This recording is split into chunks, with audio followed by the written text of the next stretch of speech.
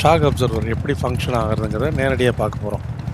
இப்போது ஒரு motor cycle மேட்டில், அதாவது ஸ்பீட் பிரேக்கில் ஏறுவதா அதை கற்பனை செஞ்சுக்க. இதில் இருக்கிற மாதிரி சக்கரம் வந்து மேலே போகுது. பைக்கின் உடற்பகுதி, அதாவது ஃப்ரேமும் மேல் நோக்கி நகர்கிறது. இந்த மேல் நோக்கிய இயக்கம் இடப்பெயர்வு என்று அழைக்கப்படுகிறது. அதை நம்ம வந்து எக்ஸ் அப்படின்னு குறிப்பிடுகிறோம். இப்போது மோட்டார் சைக்கிளுக்கு ஒரு நிறை வேணும்ல, நிறை வந்து எம், அதாவது மாஸ் அது உள்ளது. எனவே நிலைமம் காரணமாக, நிலைமம்ங்கிறது ஆசிலேஷன், உடனடியாக நிற்பதில்லை. ஆசிலேஷன் காரணமாக உடனடியாக அது நிற்காது, அது தொடர்ந்து நகர்கிறது. மேலும் இந்த நிலைம விளைவு, அதாவது ஆசிலேஷன் ஏற்படுறதுனால எம் இன்டூ டாட் அல்லது எம் பெருக்கல் புள்ளி, அதாவது நிறை பெருக்கல் முடக்கம். அடுத்ததாக வந்து செயல்படுறது வந்து ஸ்ப்ரிங். ஸ்ப்ரிங் எப்போவுமே மோட்டார் சைக்கிளில் அதன் இயல்பான நிலைக்கு எப்படி இருந்ததோ அதே நிலைமைக்கு கொண்டு வர முயற்சி பண்ணிகிட்டே இருக்கும். அந்த மீள் விசை கேஎக்ஸ் என எழுதப்படுகிறது. இப்போ தான் இந்த ஷாக் அப்சர்வருடைய வேலை இங்கே ஸ்டார்ட் ஆகுது.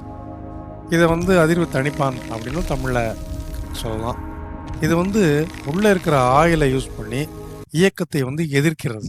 மேலும் வந்து இது அந்த ஆற்றலை வெப்பமாகவே நீக்குகிறது. இந்த தணிப்பு விசை சிஎக்ஸ் டாட் என எழுதப்படுகிறது, அதாவது தணிப்பு பெருக்கல் திசை வேகம். எனவே நாம் நிலைமம், அதாவது ஆசிலேஷனை பற்றி சொல்கிறேன், ஸ்ப்ரிங்கோட விசை மற்றும் அதனோட தணிப்பு விசை ஆகியவற்றை இணைக்கும் போது முழுமையான சஸ்பென்ஷன், அதாவது அதை எப்படி சொல்லணும்னா MX double dot plus CX dot plus kx equal 0, இப்படி முழுமையான சஸ்பென்ஷன் சமன்பாட்டை பெறுகிறோம். இதை வந்து எளிமையாக சொன்னால், நிறை அதாவது மாஸ் தொடர்ந்து நகர்கிறது, ஸ்ப்ரிங் நிலையை மீட்டெடுக்கிறது, மற்றும் டேம்பர் அதாவது தணிப்பான் ஆற்றலை நீக்குகிறது.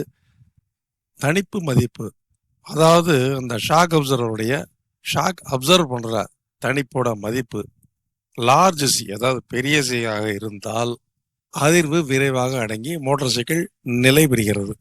ஆனால் தணிப்பு சி, அதாவது சின்ன சி, இங்கே சமன்பாட்டில் சொல்கிறேன், குறைவாக இருப்பதால் அதிர்வு நீண்ட நேரம் நீடிக்கிறது மற்றும் பைக் தொடர்ந்து குதிச்சுக்கிட்டே இருக்கும். எனவே முடிவு வந்து ரொம்ப எளிமையானது தான். ஒரு ஷாக் அப்சர்வர் அதிர்வு உறிஞ்சி என்பது அதிர்வை உருவாக்குவதற்காக அல்ல, அதிர்வை குறைப்பதற்காகவே வடிவமைக்கப்பட்டுள்ளது. இவ்வளோதான் இந்த பாடம்.